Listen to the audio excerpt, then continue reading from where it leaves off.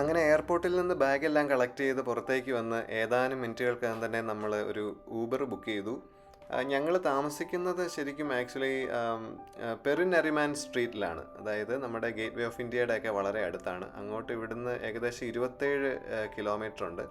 അങ്ങനെ ഹയാത്ത് റീജൻസിയുടെ ഒക്കെ മുമ്പിൽ കൂടെ നമ്മളിങ്ങനെ യാത്ര ചെയ്യുന്നു. എയർപോർട്ടിൽ നിന്ന് പുറത്തേക്കുള്ള വഴി ഭയങ്കര രസമാണ്. ഈ അപ്പുറത്തും ഇപ്പുറത്തും പന മരങ്ങളൊക്കെ നട്ടുപിടിപ്പിച്ച് വളരെ മനോഹരമാക്കിയിരിക്കുകയാണ്. പക്ഷേ കഴുകിയിട്ട് കാലങ്ങളായ പൊടി പിടിച്ച വൃത്തിയില്ലാത്തൊരു കാറാണ് അൺഫോർച്ചുനേറ്റ്ലി നമുക്ക് കിട്ടിയത്. ജലീൽ ഖാൻ എന്ന് പറയുന്നൊരു വ്യക്തിയാണ് ഈ കാർ ഓടിക്കുന്നത്. ഷാരൂഖ് ഖാൻ ഇല്ലാത്ത ജാടയാണ് ഈ മനുഷ്യന്. അപ്പോൾ ഇദ്ദേഹം ഈ പാൻപരാഗിൻ്റെ ആളാണ്. പുള്ളി പാൻപരാഗ് ചവയ്ക്കുന്ന കാണുന്നവൻ്റെ കണ്ണിന് ക്യാൻസർ പിടിക്കും. അതുപോലത്തെ പാൻപരാഗ് ചവയാണ് ഇദ്ദേഹം. അങ്ങനെ ഈ പരാഗത്തിൻ്റെ മണമൊക്കെ അടിച്ച് ഇറിറ്റേറ്റഡ് ആയിട്ട് നമ്മളിങ്ങനെ മുമ്പോട്ട് പൊയ്ക്കൊണ്ടിരിക്കുന്നു. പുറത്തേക്ക് നോക്കിയപ്പോഴത്തേക്ക് വളരെ മനോഹരമായിട്ടുള്ളൊരു ടവർ കണ്ടു. ഇത് ആക്ച്വലി മുംബൈ എയർപോർട്ടിൻ്റെ എയർ ട്രാഫിക് കൺട്രോളറുടെ ടവറാണ്. 270 ഫീറ്റാണ് ഇതിൻ്റെ ഹൈറ്റ്. ഭയങ്കര ഒരു യുണീക്ക് ഡിസൈനായിട്ടൊക്കെയുള്ള ഭയങ്കര രസമുള്ള ഒരു ടവർ. മുംബൈയിലെ ക്ലൈമറ്റ് ഏകദേശം കേരളത്തിലെ പോലെയൊക്കെ തന്നെയാണ് തോന്നിയത്. ഹ്യൂമിഡിറ്റി അല്പം കുറവുള്ളതുപോലെയും എനിക്ക് ഫീൽ ചെയ്തു. ഏകദേശം ഉച്ച സമയമാണ്, 12:30 12:45 ആയി. അതുകൊണ്ടായിരിക്കാം വലിയ തിരക്കൊന്നും റോഡിൽ കാണുന്നില്ല. അങ്ങനെ നമ്മൾ പൊയ്ക്കൊണ്ടിരുന്നപ്പോഴത്തേക്ക് ഒരു ഫ്ലൈ ഓവർ കണ്ടു. അപ്പോൾ ഇതാണ് സാന്റാക്രൂസ് ചേംബൂർ ലിങ്ക് റോഡിൻ്റെ ഭാഗമായിട്ടുള്ള ഒരു പാലമാണ്. ഏകദേശം 6.45 കിലോമീറ്റേഴ്സാണ് അതിൻ്റെ നീളം. അത്രയും ദൂരം നമുക്ക് ട്രാഫിക് ലെസ് ആയിട്ട് യാത്ര ചെയ്യാൻ പറ്റും. ശരിക്കും മുംബൈ ഒരു പാലങ്ങളുടെയും ടണലുകളുടെയും അണ്ടർപാസുകളുടെയും ഒക്കെ ഒരു നാടാണ്. ശരിക്കും കണക്ടിവിറ്റി ഒരു പ്രദേശത്തെ എങ്ങനെ ഡെവലപ്പ് ആക്കുന്നു എന്നുള്ളതിൻ്റെ ഏറ്റവും നല്ല ഉദാഹരണമാണ് മുംബൈ നഗരം. കാരണം ഇവിടെ ഒരു പോയിന്റിൽ നിന്ന് അടുത്ത പോയിന്റിലേക്ക് എത്താനായിട്ട് പല മാർഗങ്ങളുണ്ട്. വളരെ സമയം ലാഭിച്ച് നമുക്ക് അവിടെ എത്താൻ പറ്റും. ശരിക്കും സമയത്തിനാണ് ഇനി വാല്യൂ. പണ്ടും സമയത്തിനാണ് വാല്യൂ. കാലമാണ് ദൈവം എന്നൊക്കെ പറയുന്നത് പോലെ ടൈമിന് ഒത്തിരി വാല്യൂ കൊടുത്താൽ തന്നെ ഡെവലപ്മെൻറ്റ് ഉണ്ടാകും എന്നുള്ള ഏറ്റവും നല്ല ഉദാഹരണമാണ് മുംബൈ നഗരം. ആൻഡ് ഇവിടെ ഈ ഓട്ടോറിക്ഷ കുറവാണ്. ഓട്ടോറിക്ഷ നമുക്ക് കാണാൻ പറ്റും, പക്ഷേ പല സ്ഥലങ്ങളിലും ഈ ഓട്ടോറിക്ഷ നിരോധിച്ചിരിക്കുകയാണ്. ഇവിടെ നമ്മൾ ഈ റോഡിൽ 1-2 ഓട്ടോയൊക്കെ കണ്ടു, പക്ഷേ കുറവാണ്. ശരിക്കും ഈ മഞ്ഞയും കറുപ്പും നിറമുള്ള കാറുകൾ ടാക്സി ആയിട്ട് ഇവിടെ കണ്ടമാനം പോകുന്നുണ്ട്. അത് കാണുമ്പോൾ എനിക്ക് മലയാളത്തിൻ്റെ മഹാനടനായിട്ടുള്ള കൊച്ചിൻ ഹനീഫ സാറിനെയൊക്കെ ഓർമ്മ വരാറുണ്ട്. കാരണം അദ്ദേഹത്തിൻ്റെ ഐക്കോണിക് കഥാപാത്രങ്ങൾ പ്രജ സിനിമ, അതുപോലെ തന്നെ പുലിവാൽ കല്യാണം മുതലായ സിനിമകൾക്കകത്തൊക്കെ ഈ കാറും ഒരു പ്രധാന കഥാപാത്രമാണ്. അങ്ങനെ ദുരന്തർ മൂവിയുടെ പോസ്റ്ററൊക്കെ വഴിക്കില്ല ഇങ്ങനെ കണ്ടു. വലിയ കഞ്ചക്ഷൻ ഇല്ലാത്ത റോഡ്, കുഴപ്പമൊന്നുമില്ലാതെ നമ്മളിങ്ങനെ മുമ്പോട്ട് പോയിക്കൊണ്ടിരിക്കുകയാണ്. ഫ്ലൈ ഓവറൊക്കെ പണിതുകൊണ്ടിരിക്കുന്നത് നമുക്ക് കാണാൻ സാധിച്ചു. ആക്ച്വലി നല്ല രസമുള്ള ഒരു യാത്രയാണ്. ഈ പാൻപരാഗിൻ്റെ മണം ഇടയ്ക്കുള്ളതല്ലാതെ വേറെ വലിയ ശല്യമൊന്നും നമുക്കുണ്ടായില്ല. കുറച്ചും കൂടെ മുമ്പോട്ട് പോയപ്പോഴത്തേക്ക് ഒരു കടലിൻ്റെ ഒക്കെ ഒരു ആംബിയൻസ് കണ്ടു. അങ്ങ് ദൂരെയായിട്ട് ഒരു ടോൾ ഗേറ്റ് ഒക്കെ കാണാൻ പറ്റുന്നുണ്ട്.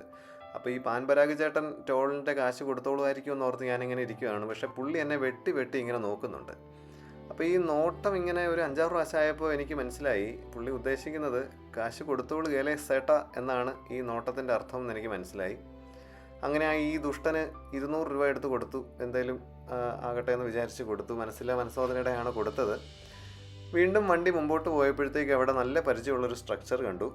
അങ്ങനെ ഇതാണ് നമ്മളുടെ രാജീവ് ഗാന്ധി സീ ലിങ്ക് അഥവാ Bandra Worli sea link. 5.6 kilometre നീളമുള്ളൊരു ബ്രിഡ്ജാണ്. അപ്പോൾ ഈ ബ്രിഡ്ജ് 90 മിനിറ്റ്സ് യാത്ര ചെയ്യേണ്ടിയിരുന്ന ഒരു ദൂരം 10 മിനിറ്റ് കൊണ്ട് യാത്ര ചെയ്ത് എത്താൻ പറ്റുന്ന രീതിയിൽ ഈ ബ്രിഡ്ജ് നമ്മളെ സഹായിക്കുന്നുണ്ട്. ഒന്ന് ഓർത്ത് നോക്കാൻ. അല്ല, ഈ പാലമില്ലായിരുന്നെങ്കിൽ 90 മിനിറ്റ്സ് എടുക്കും നമ്മളൊരു സ്ഥലത്തെത്താൻ. പക്ഷേ ഇത് വന്നതിൽ പിന്നെ 10 മിനിറ്റ് കൊണ്ട് ആ സ്ഥലത്തെത്താൻ പറ്റുന്നുണ്ട്.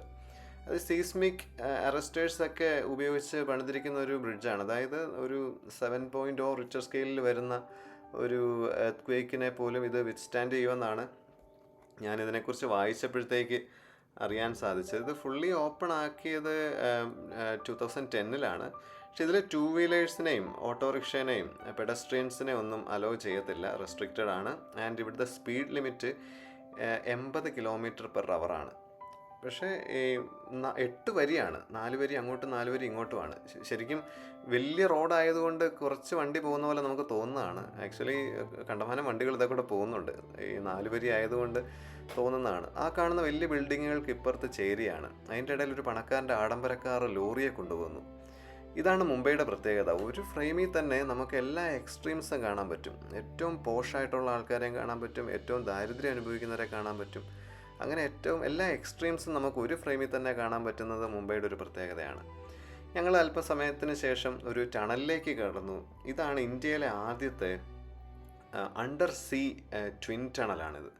അതായത് 2.07 കിലോമീറ്റേഴ്സ് നീളമുള്ള ഈ ഒരു ടണല് ഏകദേശം 1 കിലോമീറ്റർ കടലിൻ്റെ അടിയിൽ കൂടെയാണ് പോകുന്നത്.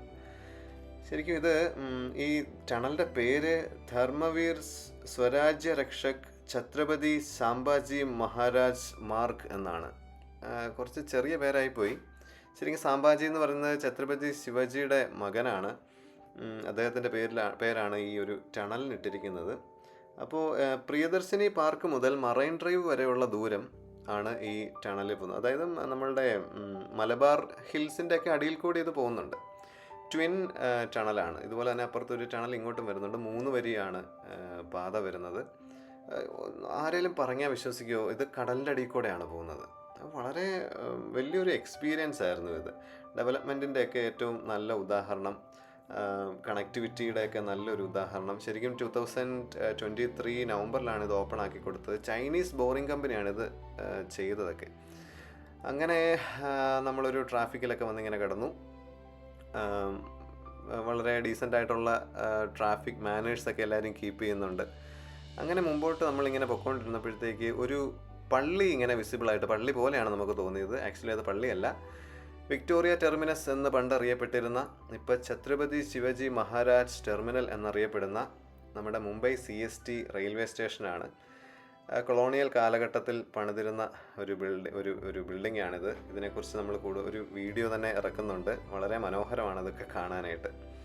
അങ്ങനെ അവിടുന്ന് നമ്മൾ വീണ്ടും മുമ്പോട്ട് പോയി ഒരു ട്രാഫിക്കിൽ കിടന്നു. ഒരു KL 26 രജിസ്ട്രേഷൻ കേരളത്തിലെ വണ്ടിയൊക്കെ കണ്ടു. അപ്പോൾ ആ സിഗ്നൽ കഴിഞ്ഞ് മുമ്പോട്ട് പോയപ്പോൾ വീണ്ടും ഒരു മോണുമെൻ്റ് പോലെ കാണുന്നു. അത് ശരിക്കും ഇവിടുത്തെ പോസ്റ്റ് ഓഫീസാണ്. ശരിക്കും ചരിത്രം ഉറങ്ങിക്കിടക്കുകയാണ് ഇവിടെ മുഴുവനും. കൊളോണിയൽ കാലഘട്ടത്തിൻ്റെ എല്ലാ ഹിസ്റ്ററിയും നമുക്ക് ഇവിടെ ഓരോ മുക്കിലും മൂലയിലും കാണാൻ പറ്റും. ഈ ബിൽഡിങ്ങിൻ്റെയൊക്കെ ഭംഗിയും അതിൻ്റെ ആർക്കിടെക്ചറൽ എല്ലാം ഒരു രസമാണ് ഇവിടെ. നമ്മളെ ഹിസ്റ്ററിയൊക്കെ ഇഷ്ടപ്പെടുന്നവർക്ക് ഈ ഒരു പ്രദേശത്തൂടെ പോകുമ്പോഴത്തേക്ക് പഴയ സ്വാതന്ത്ര്യ സമര കാലഘട്ടമൊക്കെ നമ്മുടെ മനസ്സിലേക്ക് ഇങ്ങനെ വരും. അങ്ങനെ മുംബൈ വന്നിട്ട് പ്രാവിനെ പറത്തിയില്ലെങ്കിൽ മോശമല്ലേ എന്ന് വിചാരിച്ച് 2 പേരും അവിടെ പ്രാവിന് തീറ്റ കൊടുക്കുന്നു. പഴയ സിനിമയിലൊക്കെ ഈ പ്രാവ് പറത്തുന്ന ഒരു വലിയൊരു കാഴ്ചയായിരുന്നു. അങ്ങനെ ഏകദേശം നമ്മളുടെ റൂമിലെത്താറായി. മുംബൈയിലെ മറ്റ് കാഴ്ചകൾ ഇനിയും വളരെയധികം ഉണ്ട്. അതൊക്കെ അടുത്ത എപ്പിസോഡുകളിൽ നമുക്ക് വീണ്ടും കാണാം.